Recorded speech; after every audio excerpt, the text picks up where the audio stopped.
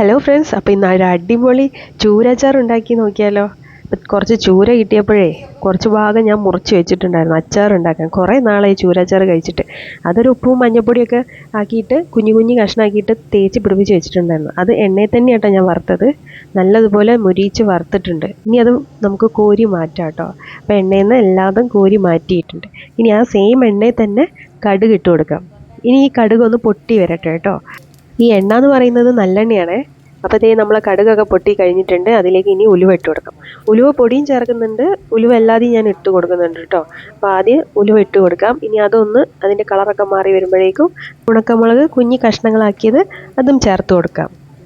പിന്നെ ഇതിലേക്ക് വേണ്ടത് ഇഞ്ചി ചെറുതായിട്ട് അരിഞ്ഞത്, പച്ചമുളക് ചെറുതായിട്ട് അരിഞ്ഞത്, വെളുത്തുള്ളി അത് ചെറുതായിട്ട് അരിഞ്ഞില്ല, കുറച്ച് നീളത്തിലാണ് അരിഞ്ഞത്. പിന്നെ കറിവേപ്പില. വെളുത്തുള്ളി കുറച്ച് കൂടുതൽ നിന്നോട്ടെ എന്ന് വിചാരിച്ചിട്ടോ. സാധാരണ ഇപ്പം മീൻ കുറച്ച് ഉണ്ടായിരുന്നുള്ളൂ, അപ്പം പിന്നെ വെളുത്തുള്ളി നീളത്തിൽ അങ്ങനെ കിടന്നോട്ടെ എന്ന് വിചാരിച്ചു. ഇതെല്ലാം കൂടെ ചേർത്ത് കൊടുത്തിട്ട് ഇനി ഇതൊന്ന് വഴറ്റിയെടുക്കണം. ഇതിൻ്റെ ഒരു പച്ച മണമൊക്കെ ഒന്ന് മാറി വരണം കേട്ടോ. നല്ലോണം മൊരിയണ്ട, കുറച്ചൊന്ന് ഇത് വഴറ്റിയാൽ മതി കേട്ടോ. അപ്പം അത് കഴിഞ്ഞിട്ട് ഇനി നമുക്ക് പൊടികൾ ഇട്ട് കൊടുക്കാം. അപ്പം ആദ്യം തന്നെ ഇടുന്നത് മുളക് പൊടിയാണ്. അപ്പം മുളക് പൊടി ഇട്ട് കൊടുത്തു. ഇനി മഞ്ഞൾപ്പൊടിയും പിന്നെ കശ്മീരി മുളക് പൊടി ഇട്ടിട്ടുണ്ടായിരുന്നു കേട്ടോ. അതും പിന്നെ ഉലുവ പൊടിച്ചതും കായം, ഇതൊക്കെയാണ് പൊടികളായിട്ട് ചേർത്ത് കൊടുത്തത്. അപ്പോൾ കായം കൂടെ ചേർത്തതിന് ശേഷം ഇതിൻ്റെ ആ ഒരു പച്ച മണവും ആ ഒരു ടേസ്റ്റൊക്കെ ഒന്ന് മാറുന്ന വരെ ഒന്ന് വഴറ്റി കൊടുക്കണം. ആ ഒരു എണ്ണയിൽ തന്നെ എടുത്തിട്ട് വഴറ്റാം. അപ്പോൾ ഇതിലേക്ക് ഇനി ഉപ്പ് പാകത്തിന് ഇട്ടോളൂ. ഉപ്പ് കുറച്ച് കൂടുതൽ വേണ്ടി വരും കേട്ടോ. അച്ചാറിന് എരിവും പുളിയും ഉപ്പുമാണ് നല്ല മുന്നിട്ട് നിൽക്കേണ്ടത്. അപ്പം ഉപ്പ് ഇട്ട് കൊടുക്കാം. ഇനി ഇതിലേക്ക് വേണ്ടത് വിനാഗിരിയാണ്.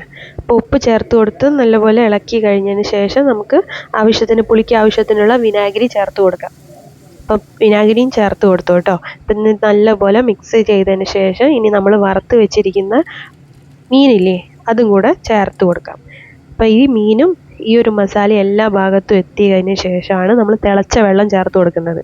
അപ്പോൾ തിളച്ച വെള്ളം നമ്മൾ പാകത്തിനനുസരിച്ച് കുറച്ച് ലൂസായ രീതിയിലാട്ടോ. ഇനി ഇതൊന്ന് വറ്റി വരണം, അതായത് എണ്ണയൊക്കെ ഒന്ന് തെളിഞ്ഞ് വരുന്നവരെ ഇതൊന്ന് തിളപ്പിച്ചെടുക്കണം. അപ്പോൾ നല്ലപോലെ വെള്ളം ചേർത്തിട്ട് ഉപ്പൊക്കെ പാകമാണോ എന്ന് നോക്കിയിട്ട് മിക്സ് ചെയ്ത് ഇനി ഇതിൻ്റെ എണ്ണയൊന്ന് തെളിഞ്ഞ് വരുന്നവരെ ഒന്ന് വേവിച്ചെടുക്കാം. എന്നാലേ മീനിലേക്കൊക്കെ ഒന്ന് അതിൻ്റെ ഒരു ഉപ്പും പുളിയൊക്കെ ഒന്ന് പിടിച്ച് വരുവുള്ളൂ അപ്പോഴേക്കും.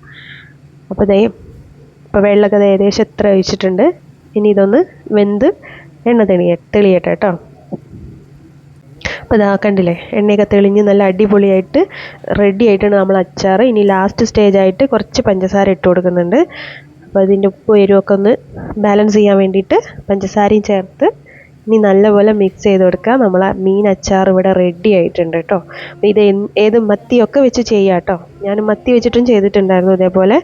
നിങ്ങൾക്ക് ഇഷ്ടമായെങ്കിൽ ഇതേപോലെ ഒന്ന് ട്രൈ ചെയ്ത് നോക്കണം കേട്ടോ. ഇത് എൻ്റേതായ രീതിയിൽ ഞാൻ ചെയ്തതാണ്. പെർഫെക്റ്റ് ആണെന്നൊന്നല്ല പറയുന്നത്, പക്ഷേ നല്ല അടിപൊളിയായിട്ടുണ്ടായിരുന്നു. ഞങ്ങൾക്ക് എല്ലാവർക്കും ഇഷ്ടമായിട്ടുണ്ട്. ഇനി അടുത്ത വീഡിയോ ആയിട്ട് വരുന്നവരേക്കും ബൈ.